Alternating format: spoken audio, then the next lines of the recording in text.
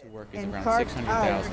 out of a community that allows Been here, Jackson the executive director for 3 years. then it's Mantua community of West Philadelphia. That I had to tell about my community and my people. People say I'm here, I'm alive, I exist. I live up there. I live up there. I live up the street. I live right there. I live up there. I live up the street.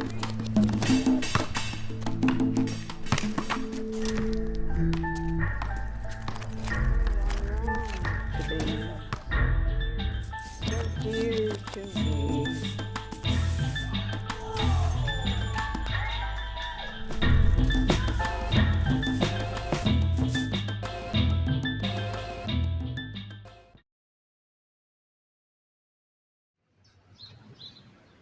We have been in the Rudolphy Mercy Douglas building on Powelton Avenue since 2018. It is a beautiful historic building that is the home of TechCORE2 and other nonprofits. TechCORE2 is a 501c3 nonprofit which offers technology training for youth as young as kindergarten all the way through high school into college into their first career start job. The Rudolphy building was like a historical mystery. So in the summer of 2023, our high school interns visited the Philadelphia Library Company to learn about the history. Just a quick question. Yeah. So what year was the women's building?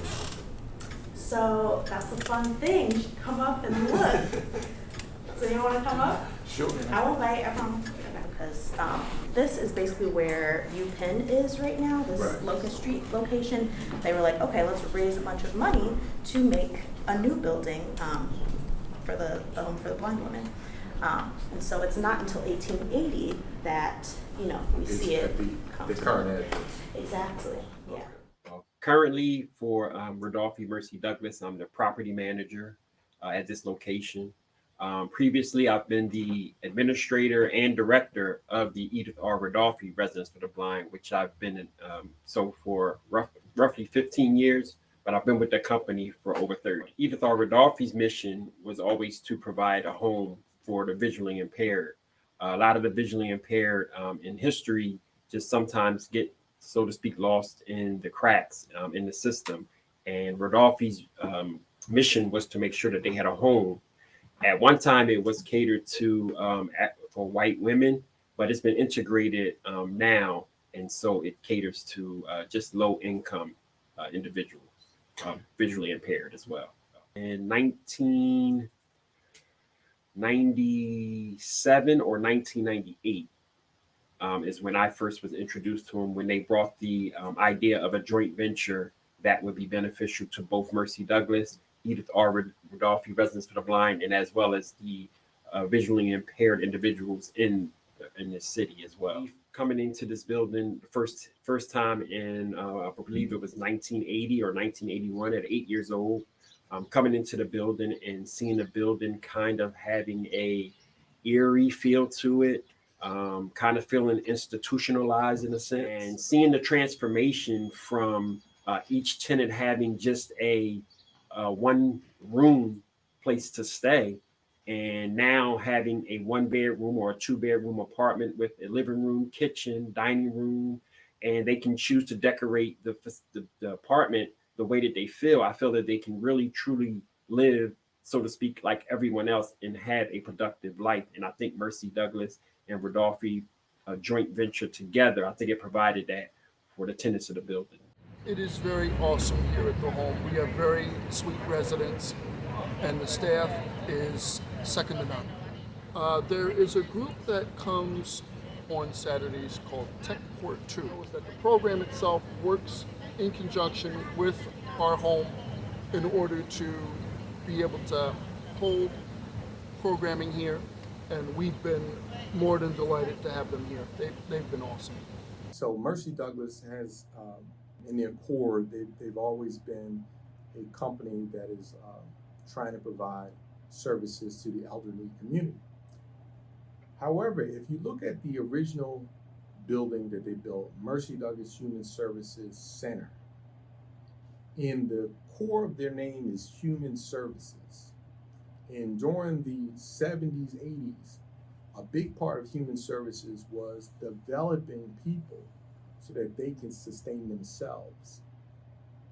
And so right now, in 2023, one of the best ways to empower folks, young folks, so that they can sustain themselves is through technology. So TechCORE2 is a workforce development program.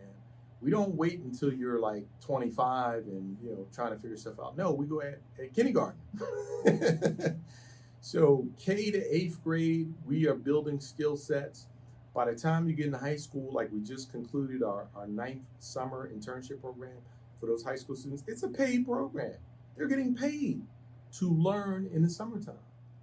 And then several of those students from the summertime, now they're getting employed. They're getting part-time Saturday employment while they're still in high school. And not only that, what is probably more significant is the young person has the confidence that they can do it. In TechCORE2, gun violence started impacting us probably the summer of 2017, just from polling students in the program.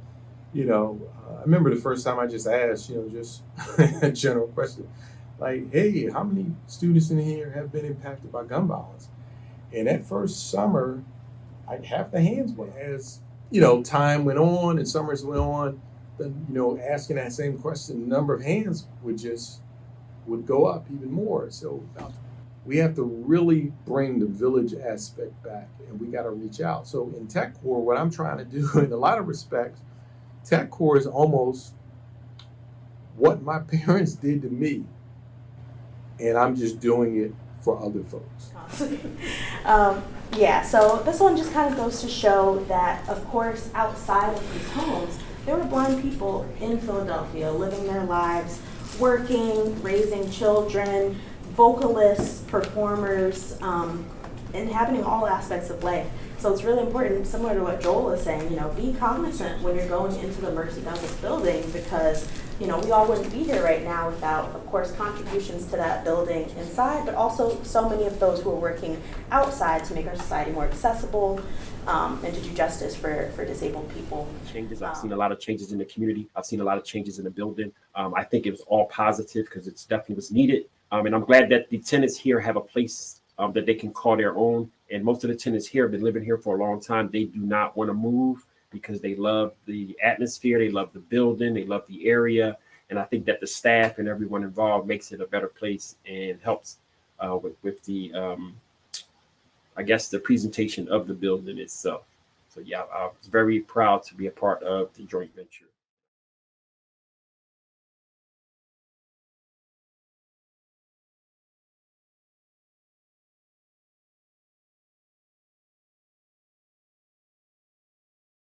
I live up there.